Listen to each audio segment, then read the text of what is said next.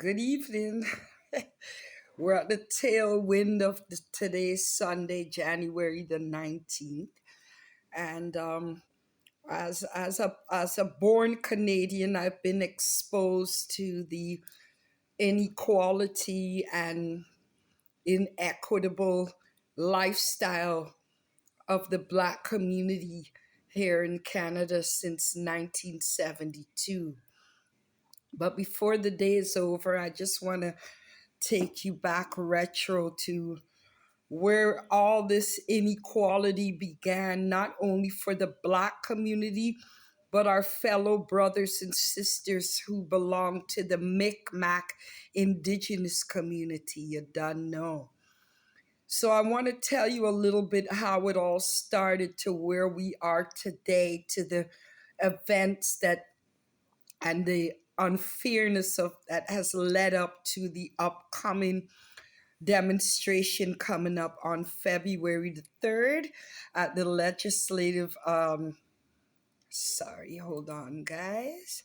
Yes, taking place at the Legislative Assembly of Ontario grounds on the 3rd of February. So the demonstration is to petition the Legislative Assembly of Ontario to make change, think about anti Black laws and fighting for equitable workplace policies and laws to be implemented here, at least starting in Ontario, you don't know.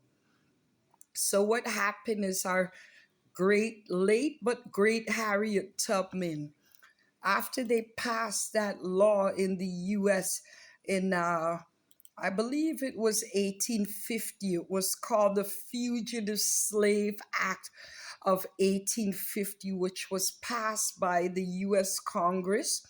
And what that meant was that any slave escaping from their plantation, by law, could be returned from the northern USA back to the southern states. You don't know.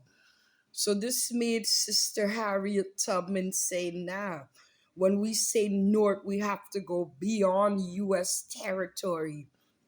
So the passage that she took landed her in the province of Nova Scotia and New Brunswick, mainly Nova Scotia, which back then was known as Acadia.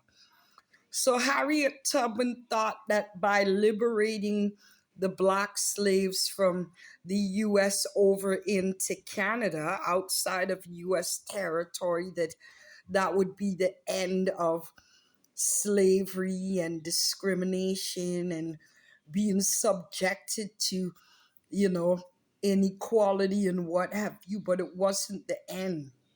Because at that time, the Mi'kmaq Indians, along with the freed slaves coming from the US, still face atrocities by the white people in Canada. You don't know. You probably wonder what kind. So let me tell you, the work that they did, they were paid less than white Canadians. Um, they faced a lot of discrimination, segregation, and all kinds of things that they were facing when they were in the US too. You see, everybody says that Canadians are passive people that say sorry all the time.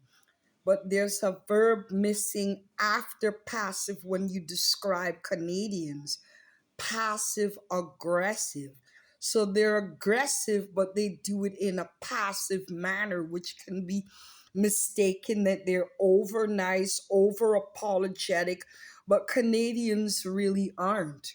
When it comes on to reparation, the tragedy and the atrocities that the Jewish group encountered back in the 40s during the World War, they didn't face those atrocities in Canada. They were faced where? In Germany.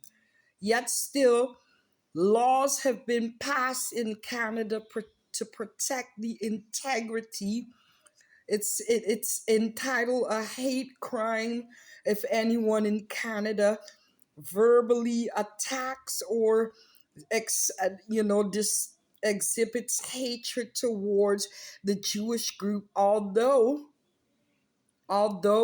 the atrocities they face, like the Holocaust and what have you, didn't happen on Canadian soil.